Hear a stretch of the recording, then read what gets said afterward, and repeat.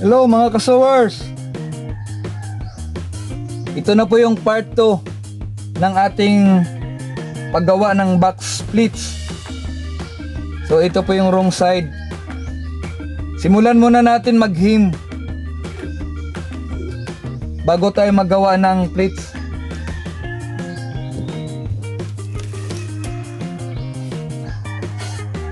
So ang ginawa ko ditong lapad ng kanyang plates ay 2 1/4.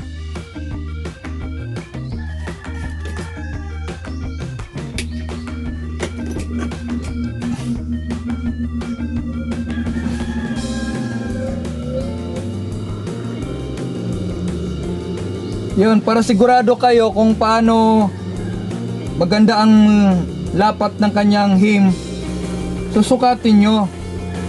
Yan, pag okay ang sukat, ganyan, hawakan.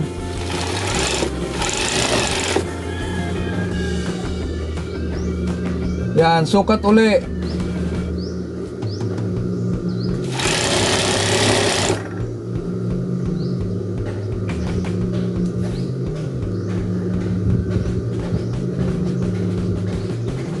Yan. Huwag kayong magsawa na magsukat. Para po yan sa ikagaganda ng inyong gawa.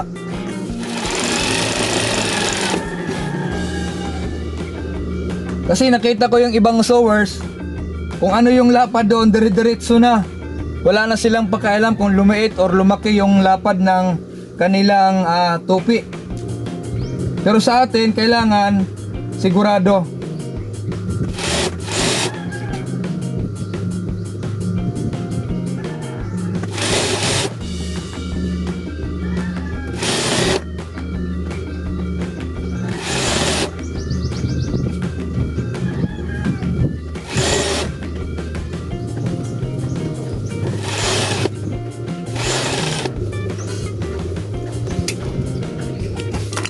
Yan. So magsimula na tayo mag-plates.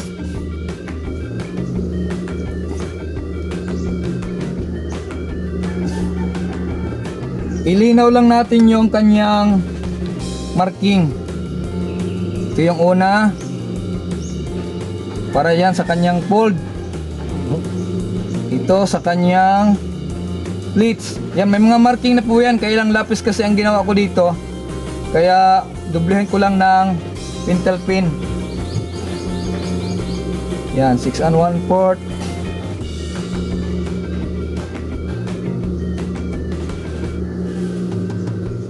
So 1/4 ulit dito. Dito. Dito. Ayan. Siguro naman kita nyo na yung marking.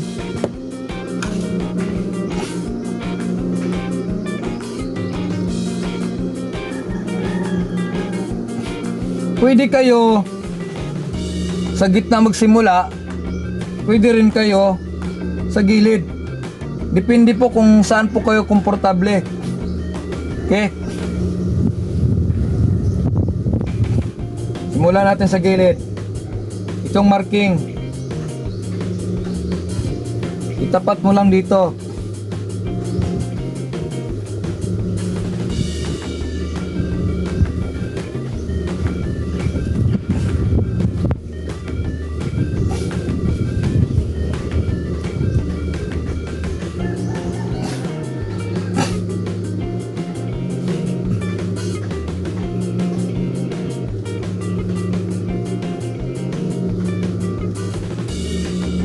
Yan.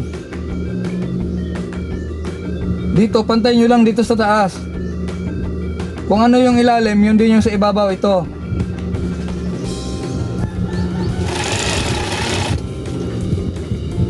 Yan, putulin lang natin. Kasi hindi natin maisasabay pag pag fold. Kailangan isa-isa lang.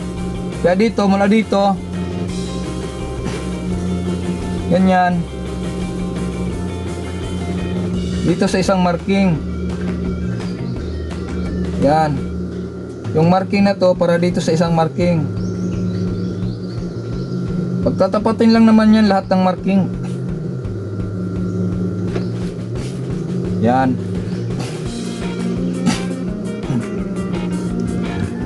sa paggawa po ng box plates, huwag po kayong tahi lang ng tahi. Kailangan makita nyo yung hubog, yung ganda ba ng plates. Kasi kahit na hindi mo na plansyahin, ay maganda na po yung lapat, lalo na po pagka plinansyan nyo na. So kung tira lang kayo ng tira, pagdating na paplansyahin nyo na yung inyong ginawa, yung iba tabingi, yung iba nagpipilipit. So yun po yung aking technique pag ganitong plates. Kailangan makita ko yung ganda ng hagod. So kita nyo, medyo maliit dito, medyo malaki dito. Pangit po kasi pagpantay. Kasi 3 piraso lang, halata masyado pagka masyadong awang. Yan, ganyan lang po. Tapos ano nyo na, bisting nyo na. Yan.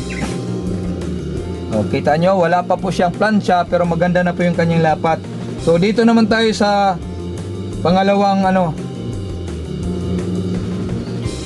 plates. Yan, itong marking itapat mo lang doon sa dulo.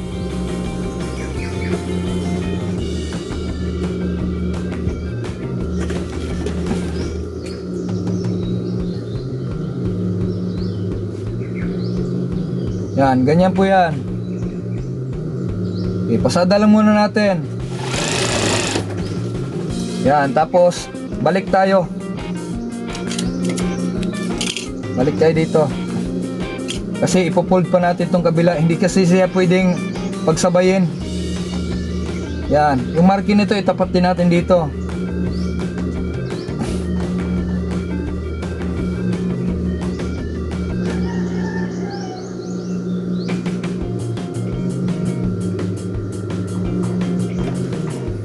Yan. So inuulit ko, kapag bago kayo magbisting, i-check nyo muna yung lapat. Tingnan nyo po, 2 plates pa lang nagawa natin, pero ang ganda na po ng kanyang hagod. Sigurado ang magpaplansya nito ay hindi mahirapan.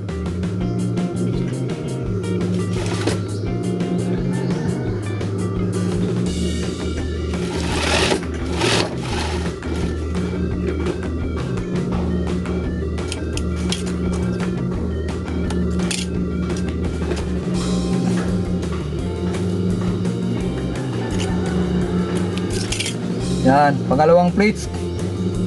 Tapos yung itong plates na to, lagay ulit natin doon. Ganun nyo lang.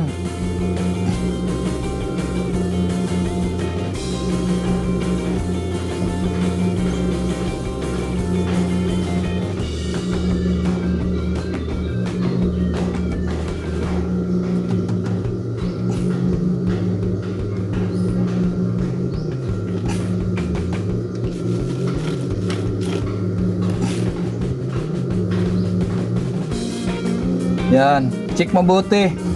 Bago kayo magbisting, iganon nyo muna para makita nyo yung ganda ng hagod.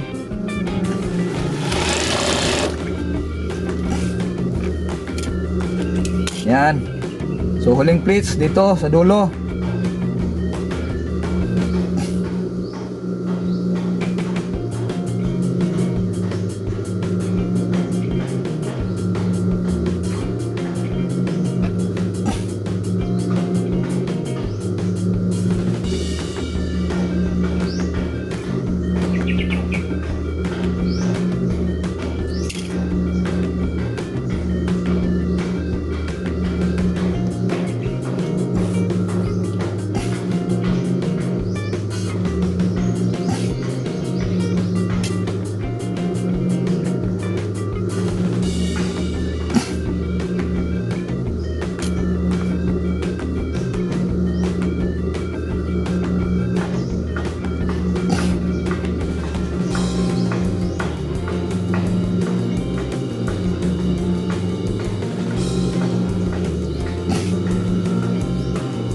Yan.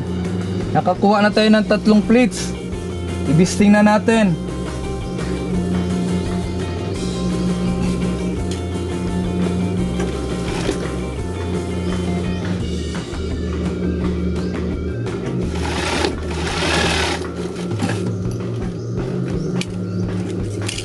Yan, kita nyo? Hindi pa man siya na plancha, ay maganda na po yung kanyang pleats.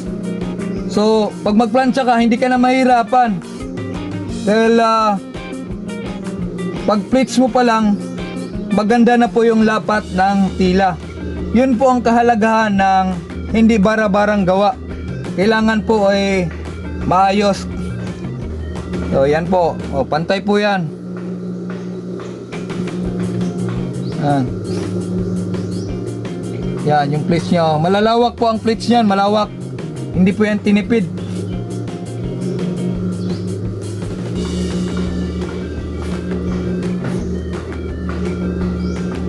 Yan.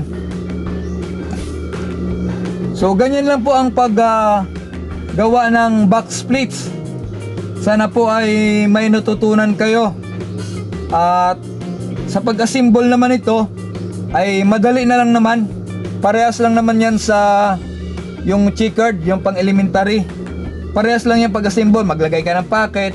Tapos pagkatapos lagay ng packet, maglagay ka ng zipper sa side. Tapos i-assemble mo, lagyan mo na ng waistband. So hanggang sa muli mga kasawers.